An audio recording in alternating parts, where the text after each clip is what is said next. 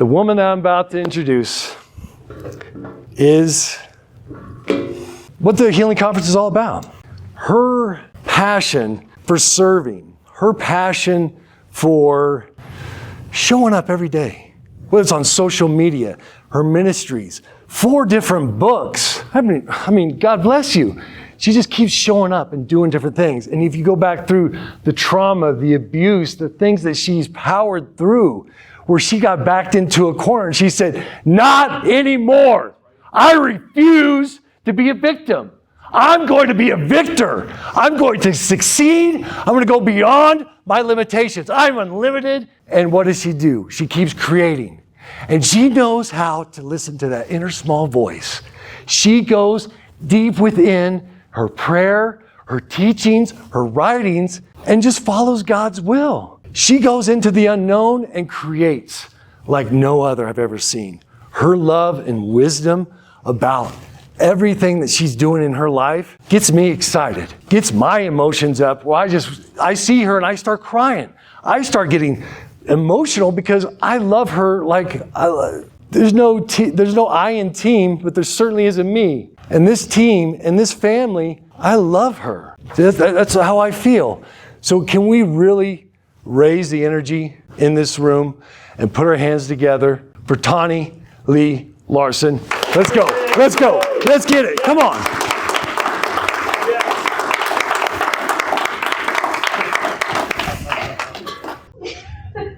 How do you follow that? Oh my gosh. You just never know what you mean to somebody, right?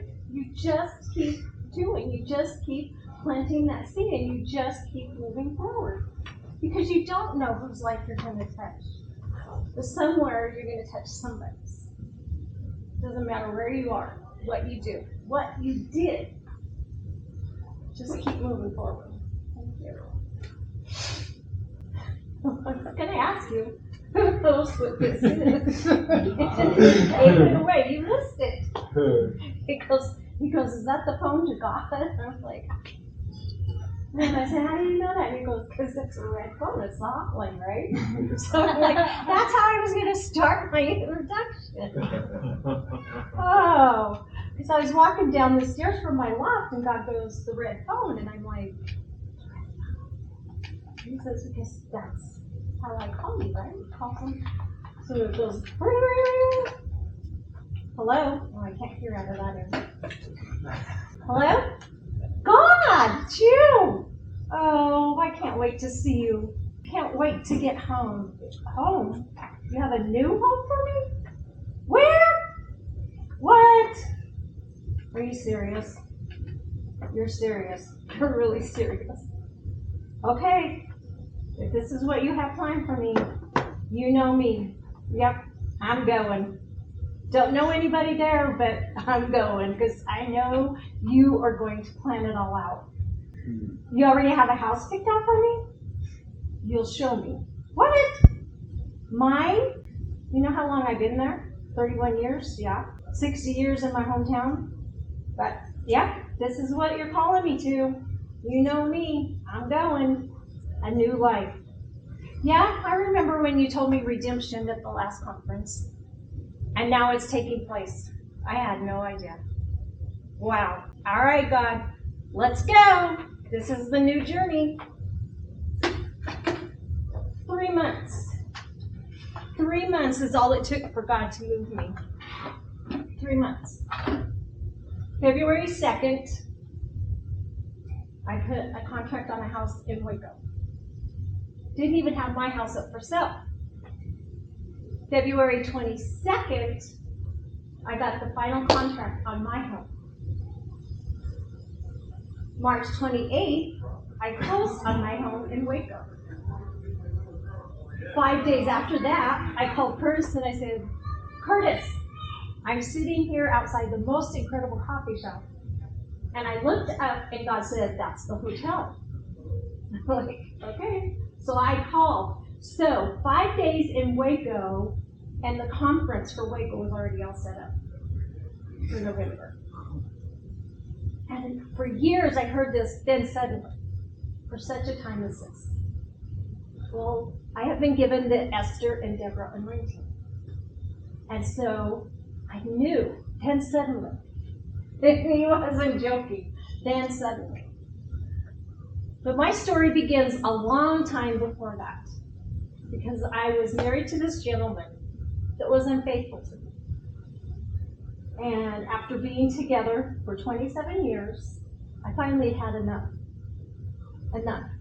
I kept getting the wrong messages. That's how I knew. And so I said, get home, get your crap out of here.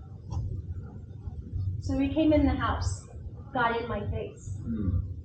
I backed up to the counter. He's still in my face. So I went out into the garage. He followed me to the garage. And I said, why can't you stop hurting me and our granddaughter? He says, I can't. You're a liar. Well, guess who had to go to jail? Me. I was in jail from Friday to Monday. And the realtor that I told you about came in before they ever even booked me, because he has the ministerial, license that he can do that. That's what he did. And I said, you know what, Curtis? I said, the other, not this Curtis, but the other Curtis. I said, you know what? I'm in here for a reason. And I know that. She goes, I knew you'd say that. And I was used while I was in the jail. Well, we divorced, the ex-husband and I. I only remarried him to divorce him again because it kept going on. After you get through all the trauma, you know there is a new life. You know that God's going to restore everything that the enemy took. I went through the 12 steps, which I use now in my coaching. So, kind of like we talk, Francis, you get to the bottom of the issue. You start peeling back the layers, like an onion. And you find out why all of these things happen. It wasn't so much the biggest healing wasn't so much the trauma or the PTSD or the betrayal or all of that I went through. But God had to take me to that in order for the biggest healing in my life to come out. And that was the abortion that I had had years before. Years before. It was hidden. Nobody knew about it. They knew I had lost a baby, but nobody knew that it was an abortion. So, my little Melissa Lee is in heaven today, and I can't wait to meet him. But that was my biggest healing. That was traumatic. Not only does it cause issues with you mentally, but it does physically. I went through a lot of physical things. Trauma, that causes physical things. PTSD does a lot. Do you know what? I have never been healthier in my life now. Never. I still carry around the brain tumor that I've known about for 17 years. Just carry it. One of these days, God's gonna, that, and it's gonna be gone. I know it. Breast cancer, 7-year survivor of that. But I have never been healthier in my life. You know why? Because God is Lord of my life. He is everything to me. My heavenly husband. He's my healer. He provides everything that I need. He's my best friend. He's my go-to. He's the fountain that I drink from. He's the rock that I stand on. He's there when I'm lonely. Well, he never ever leaves me. So he's that sure foundation. Unconditional, faithful, trustworthy. If he tells you something, it's going to happen. Not in your time, but in his time. And when I gave that talk in the Springs, it was about redemption. Those were the words that he gave me. Redemption. Not only are you restored, but he redeems you. And that means everything new. Everything new. And that's exactly what happened in my life in 3 months after that. I just knew that there was these numbers that he kept showing me, and I was like, okay, 5 through 7. So January 5 through 7, I was to go to Waco in between snowstorms. We had that all perfectly planned out. We had the perfect realtor answer my message, and that's who I connected with. That was the only person I knew when I got there. And now I can't tell you how many people I know. And everywhere I go, God connects me with people. It's a whole new life. But if I hadn't said, okay, Lord, I'll go, none of this would have happened. It's just like with these healing conferences. They started from another conference. I was on the way home from a conference, and there was 3.5 hours flight from New York to Colorado Springs. And so he keeps saying the healing conference. And I'm like, okay, well, what does that mean? And he goes, because you heal mind, body, soul, and spirit. When you heal your mind, your body becomes healthy. When you go deeper into God, your body, your spirit, your mind, all of that becomes healthier. When you let him do the work. When you let him show you what it is. Why did this happen to you? Why did that happen to you? Why are these people taken out of your life? Why are these people put into your life? He has a reason and a purpose for everything that he does in life. His time. That's been the hardest lesson for me. Like, Lord, are you serious? What? I mean, you know. And he goes, no, it's my timing. Because when he does it, it's perfect. There was so many, through this journey that I went through, most incredible journey of my life. I've never been through anything like it. And it was just like this. It was like Peter walking on the water, on top of the water. It was just, everything fell together, everything. And then he puts me in this house. I never was in my house until after closing. All I knew was from what the realtor showed me, and I'm like, no, that's my house. Just write a contract. I know, that's my house. And he puts me next door to this couple with these 2 children, and she's 9 years old now, but we shared their birthday together. I mean, he knew my birthdays were huge, and I would love to celebrate them with somebody else, right? So he puts me next door to her. And he puts me on the other side of this lady right here, who was raising her nephew. I had to raise my granddaughter. I mean, it's just perfect placing the community. It just blows my mind still. And he just kept giving me all of these things that I knew I was going the right direction. Because everybody I would meet would say, I could tell by their accent that they were not from Colorado, right? They were from Texas somewhere. Oh yeah, Dallas, Fort Worth. And I'm like, Lord Jesus, you're speaking to me. He just kept putting these people in my life. Yes. You know, and the person that I was supposed to get like a HELOC loan from Brandy, she's right here today. It had told me about it, and no, it was Melissa. Sorry, wrong one. But that didn't even go through, and his name was Jay Lee. Guess where he was from? Fort Worth. Guess where his son went to college, or to the university? Baylor. Way to go.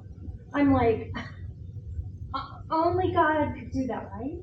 Only God could do that. And it just was things like that. And if you just like, okay, Lord, here I am. Here I am. Traumatized, been through so much in my life. I was ready to commit suicide. My mom decided to walk in. I wouldn't be here, right? Thank God my mom walked in. I'd have to know the whole story with my mom. We don't have the greatest relationship. But it was my mom that walked in my house. So I'm here today. But he's like, no. Now it's time to move forward. You can be a victim for a second. But then it's like, okay, what are we going to do? How are we going to move forward? What's the journey going to be?